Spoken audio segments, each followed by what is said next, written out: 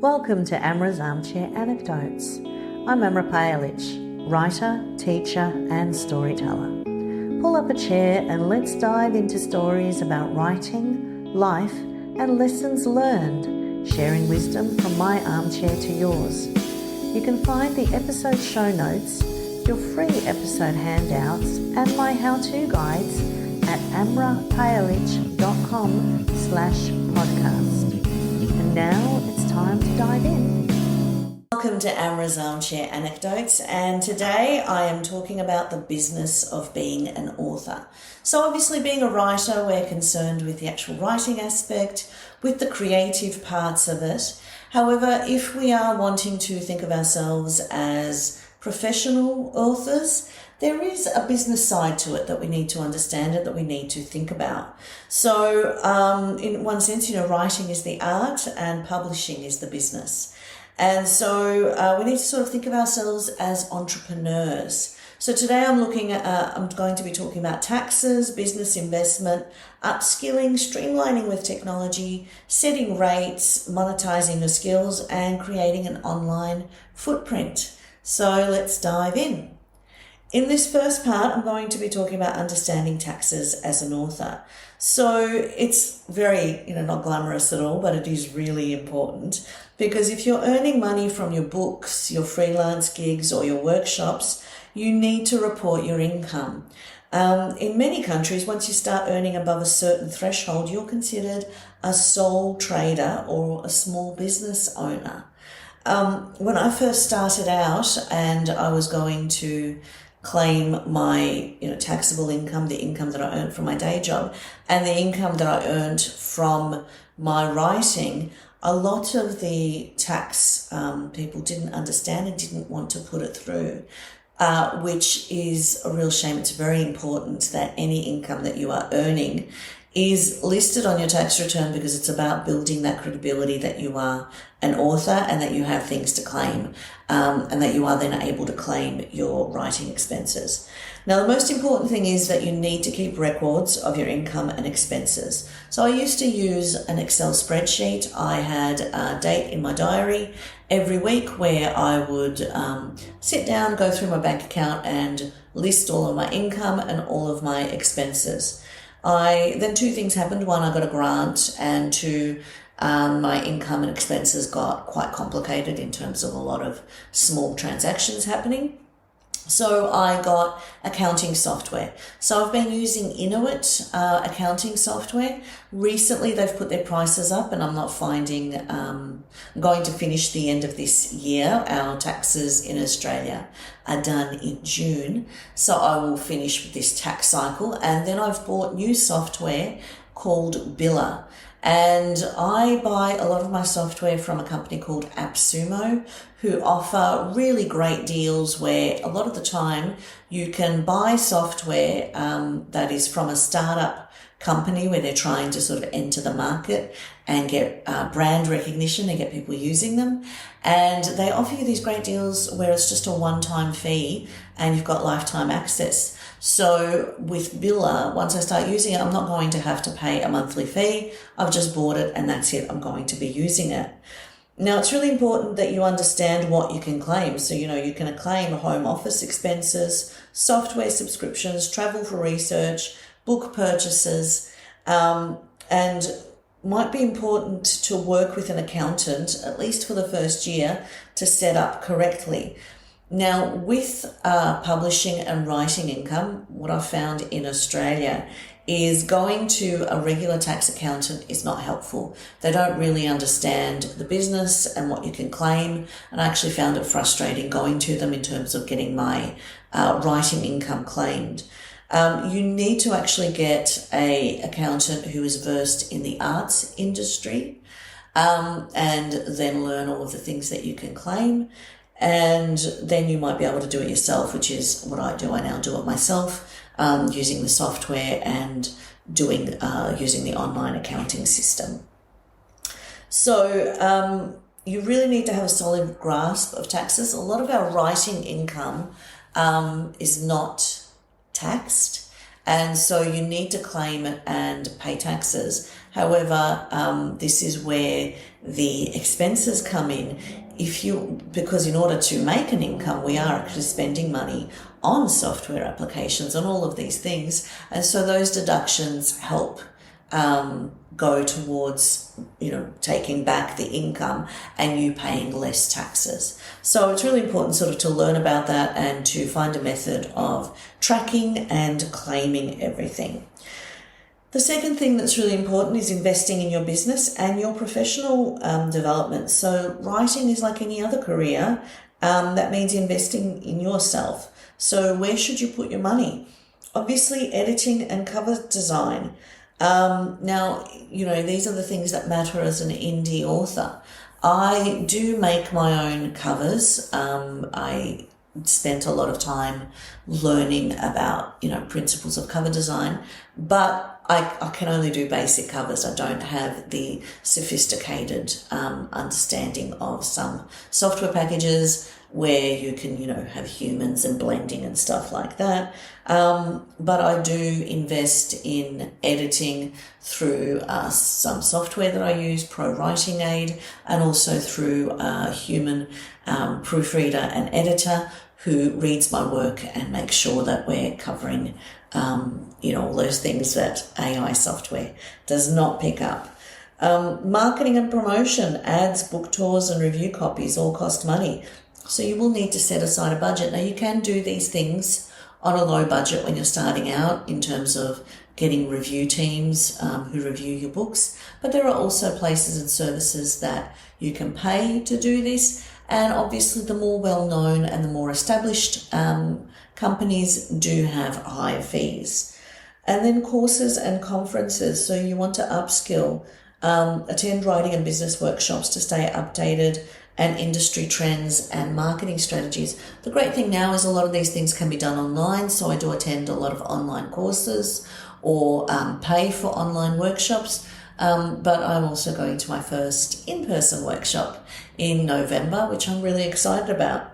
And so those are opportunities for me to learn and to network. And all of those will be claimable tax expenses because they are all contributing towards me upskilling and learning about my business. So upskilling yourself to save money is a really important one, and this is where I have really spent my money and my time. I have just invested as much as I can in software that will help support my business and that will help me be able to do things myself. So you can, learn basic graphic design for social media using Canva. Now, Canva has a free program. I do pay for the paid subscription because it does have a lot more elements and a lot more features that I find really helpful. One of the things that is a lifesaver is that you can create a graphic and then you can resize it for all social media things. Obviously, you still have to edit them a little bit, but, it is a great time saver. Now, you need to also do book formatting. So there are two software that I know of, Vellum and Scrivener, that you can use. I use Atticus for my formatting, and I love it. I find that it does really beautiful formatting. It's got so many features. I bought it when it was first starting, and so I bought the one price for the subscription. And initially there were glitches with it, but they've been really great about expanding and introducing new tools and modifying the software. And I find it works like a dream. You also might want to understand the basics of Facebook and Amazon ads, so you can experiment without relying on expensive ad agencies. You can do a course through SPF, self-publishing formula. And I did this early on in my career. I did not know anything about Facebook ads, and I was paying on a monthly basis for their course because I knew that I would need it. It's something that I'll always need to use. And that was my monthly investment, and now I own that course. Whenever I try and do Facebook ads or Amazon ads, I go back to it, I look at it. These things are always changing, so you always kind of need to refresh yourself. And so that's something that I have paid for and that I have got access to. The other thing that you want to do is use technology to streamline your business. So, when you are doing everything by yourself, there are so many parts of it, so many components, so many things that you need to do. And so getting software to help support you is really important.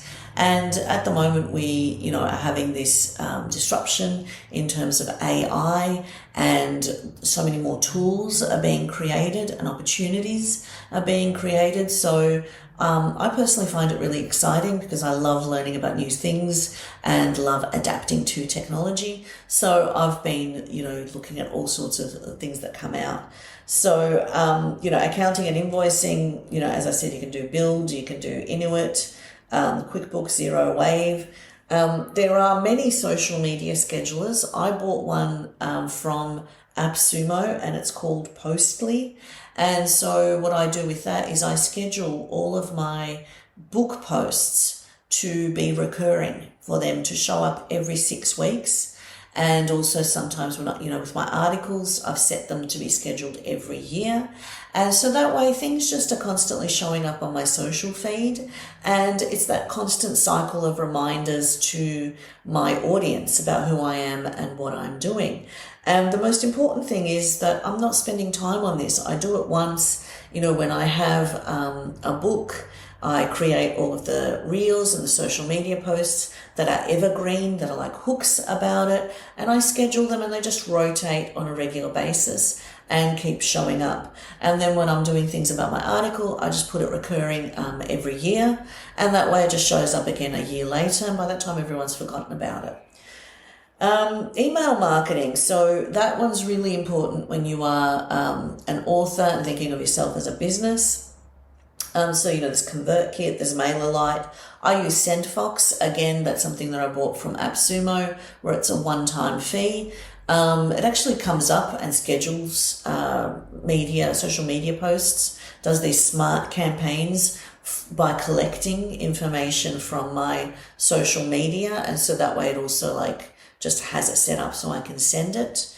And I try and do that every month. Or more, and just sort of have that regular schedule of sending emails out. And just backing up your subscribers is really important, because you never know what might happen. I use editing and writing software, so I use Pro Writing Aid, which is software that is great for proofreading. It's helpful to do that first read through and pick up just the basics of errors that are made, and then I send it to my human, proofreader, who then picks up all the other things that are missed by me and missed by Pro Writing Aid. I've also been using Pseudo-Write, which is also great software. That's actually got some built-in things to help you, add detail, add sensory detail, etc.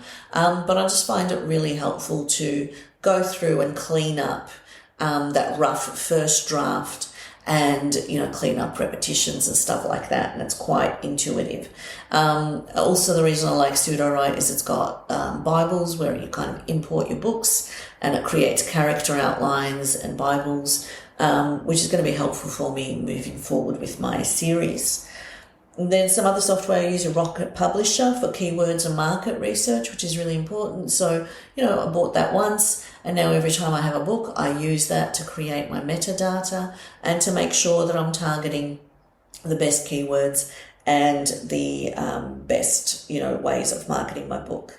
I bought a subscription to deposit photos, again through AppSumo, and this is where I get photos that I use for my covers and also for my social media. And I really noticed the difference when I started using professional stock photos for my reels in terms of creating that wow effect. Whenever they have a deal through AppSumo for deposit photos, I get another subscription, and I just have that so that I can download images whenever I want. I've also bought Audio Hero for royalty-free music so I can keep making these reels and adding interesting music to it, and, you know, giving my my reels that professional lift. I bought Snapcut, where these episodes I upload it to Snapcut through the YouTube link, and it creates little short reels that I can then use to promote. And so I'm just also always looking at, you know, technology that is coming out. AppSumo sends me regular newsletters, and I'm always buying some software. I have bought things that I haven't really used, but I like that experimentation. Sometimes I buy software, like I bought Easy Speak, which is software that puts like a teleprompter on your telephone. And I had that for a few months, and I just used it yesterday. And I was like, oh yeah, this is fabulous. And I've bought this software called Meeting, which is about scheduling, you know, like webinars and stuff like that. That's what I wanted to do with it. And I haven't used it yet, but I will be using that and trying to integrate that into my practice as a way of sort of connecting with people. So, you know, even if it takes a little while sometimes to get the hang of these things, you do get there. You do come around to it, because once you've bought it, it's there. So something else that you need to think about is about knowing your rates and monetizing your skills. So, you know, writing isn't just the book sales. We're supplementing our income in various ways, but you need to know your worth. So in Australia, we have Australian Society of Writers, and they have their rates of pay. So whenever you are quoting a public appearance or a workshop, you need to go to that website and find what the standard industry rates are. You might be thinking that you're doing yourself a favor by offering something for free or offering something that is less than, but you are damaging yourself in the long run in terms of not creating a sustainable practice and damaging the industry in general, because once, you know, people start offering things that are much less, it's not going to happen. I know that sometimes you have to weigh up, you know, doing a talk that's for free in order to, you know, promote or to build your skills. But the problem is there is a lot of expectation in the industry and a lot of people who take advantage, where they want you to do things for free for your exposure. And yet, you know, they pay the people who, like, for example, if it's a conference, they're paying the venue. They're paying for people who are, you know, setting up the technology and the microphones. They're charging people to come in, but they're not going to pay the people who are actually delivering workshops and talks. So I don't do anything for free. I don't, you know, if there is no payment attached, I'm not really interested in that. But I have also been in this industry for, you know, going on 30 years. So I've put in my time. So freelance writing, now market rates really vary and different publications have different rates. So you just sort of need to see what the industry rates are. There are groups that you can join where you can network and share information with people and find out what the market rates are. So speaking engagements, as I said, look at the Australian Society of Authors to find out the rates and use those, and also for workshops and consulting, because, you know, if you have a skill, perhaps self-publishing, marketing, you want to offer workshops to aspiring authors, which is something that I do a lot of, because I am a teacher in my day job, and I've been teaching for 12 years. I do regular workshops, and it's something I love doing, but it is also an opportunity for me to make money that I can then put back into my business. The other thing is these opportunities also give networking opportunities. People buy your books, and so there is that other side to it also. Something else that you can do is seek grants to develop your business. So, you know, when you are a small business, there are various grants. I applied and received 2 business grants in recent years. One was the Export Market Development Grant, where I got money back for money that I spent on promotion. A grant in order to use digital software to improve my business. So I set up a Shopify store with that grant, which meant I didn't have to pay money for it, and I was able to use that. So how do you find grants? Check government websites, local art councils, writing organisations. I look at programs from writing associations such as Society of Authors or national funding bodies. I've also received grants from my local council. I delivered a workshop through a library, a memoir writing workshop that was very well attended because it was for free. And so I'm always sort of on the lookout for grants. I've received grants from writing organisations to actually have writing time. So Creative Victoria was very supportive for that. I actually have a grant writing course with Bolder Authors that I will link in the show notes, and so you can check that out and find out how to write a grant application if you're not sure. So when you are applying, you need to be clear about your project, how it will use, the expected outcomes. You need to tailor your application to the grant's funding criteria, and you need to provide a budget. And then if you're awarded, you need to use it, and you will need to report on how it was used. And so for that export market grant, I had to generate reports, which was really easy to do because I was using this great software, where I had to generate reports of all of the things that I had paid for that were in my advertising budget in order to be reimbursed for that grant. So it was a reimbursement grant where you spent the money and then you got the money back. So there are all sorts of different grants that you can get, and small business, there's really opportunities. I also did some digital mentorship that the government is providing. So, there's some great things that you can find on social media too, where things pop up based on your interests. So sometimes just, follow that thread and see where it takes you. The next thing is you want to have an entrepreneurial mindset and your online presence. So you need to be setting goals and tracking your progress. So, my new goal, for example, with this book that I'm publishing on the 1st of November was I wanted to learn how to insert images and do image overlays in the actual book. I'm doing a Kickstarter first, so I'm going to be selling it through pre-sale on Kickstarter. So I've been learning how to do that.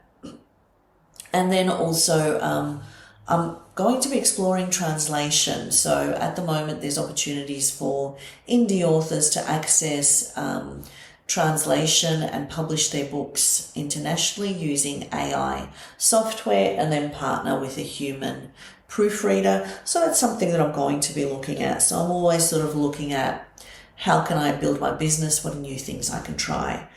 So think about long-term strategy rather than short-term gains. I did audiobooks for my books that were human narrated. That's something I would still like to do.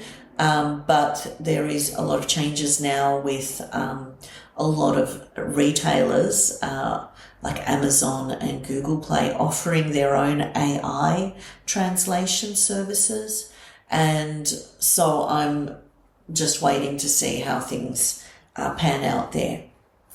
You need to be consistent with your branding and your online presence. I was just listening to a podcast about search engine optimization, and I've had the same domain for, ever since domains was a word that we knew about. And I've used different service providers to host my website. I've always had a website.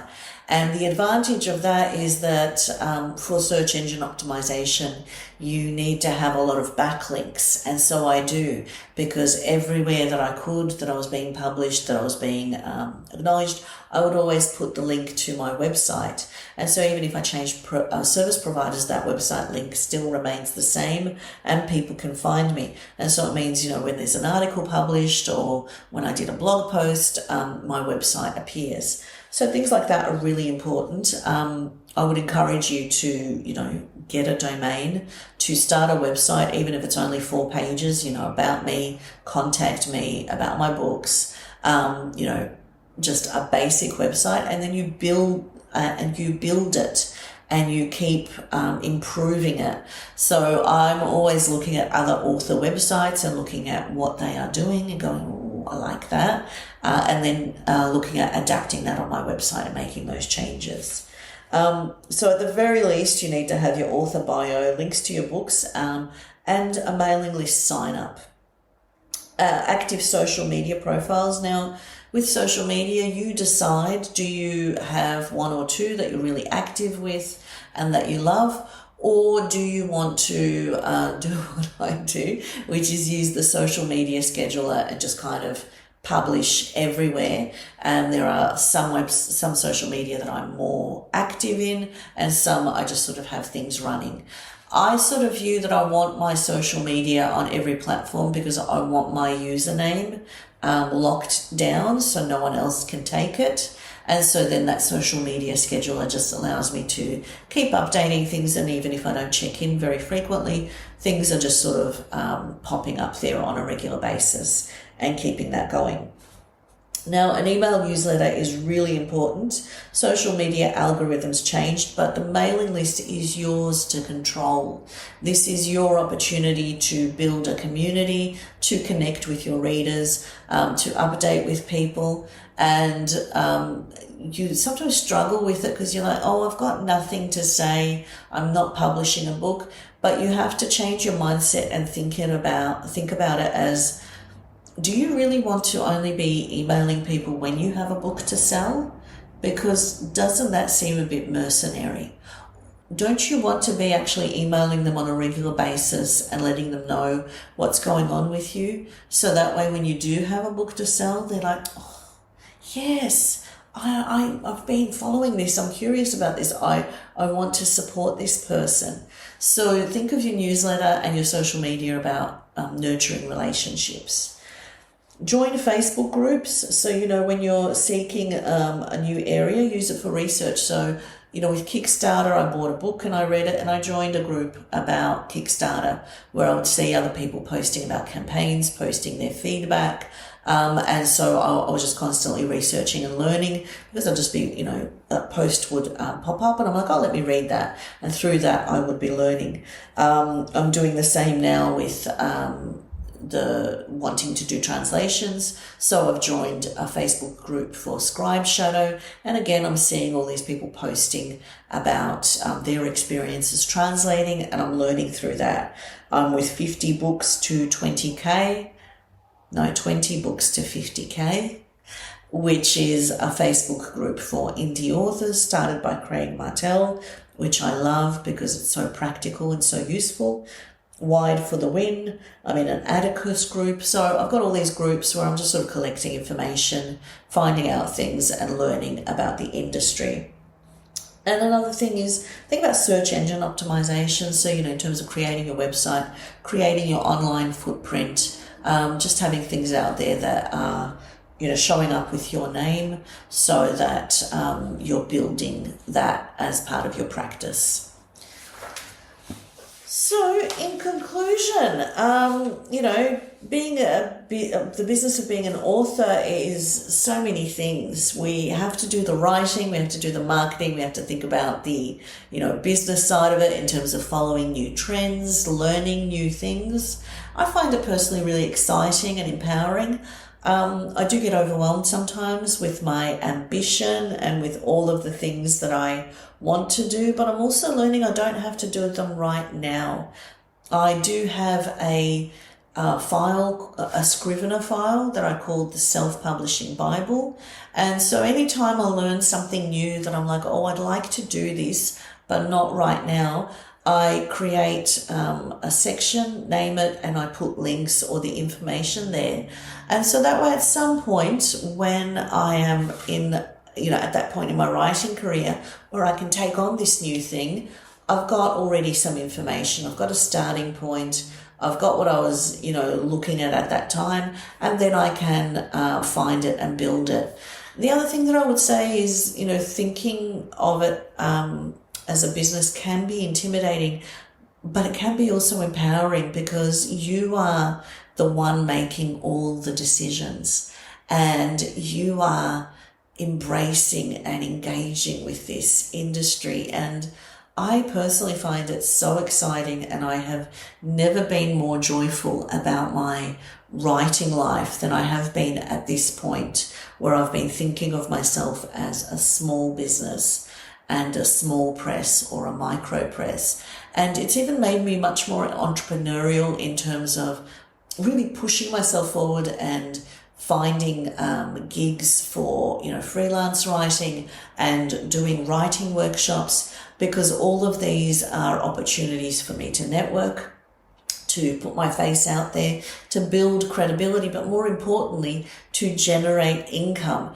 And then this is the income that I can use to pay for all the other things that I want to do, to pay for the audiobooks, to pay for the images that I need, to pay for the editing of my books. And so it's made me also much less, there's the thing of being, I think especially a woman, where it's like I need permission from someone for me to be able to do this. I need someone to say, you are an author, you are a small business owner. And leaning into this new identity has really given me strength to overcome all of those challenges. Even my social media, I knew it was important and I knew it was something that you had to do, but trying to post on a regular basis felt excruciating. It's like, who wants to hear from me? Who wants to see me popping up? But then when I found my passion for creating reels and creating social media about my book, and I just thought of it as sharing. All I'm doing is sharing what I'm doing. I'm sharing the things that I'm learning. I'm sharing my writing journey. I'm sharing information about my book. And that just changed my mindset and made it just so much more fun and so much more joyful. And then when I get those echoes, when I get people, who attend my writing workshop, and then they connect with me on social media, and then they subscribe to my newsletter, and then they buy my book, it makes it all worthwhile, because I see what these connections are and the importance of these connections. So I will put up some links in the show notes for things that you might want to investigate and look at. I hope this episode has been helpful to get you thinking about how to be a small business owner as a writer, and how to empower yourself and move forward in your writing journey. Until next time.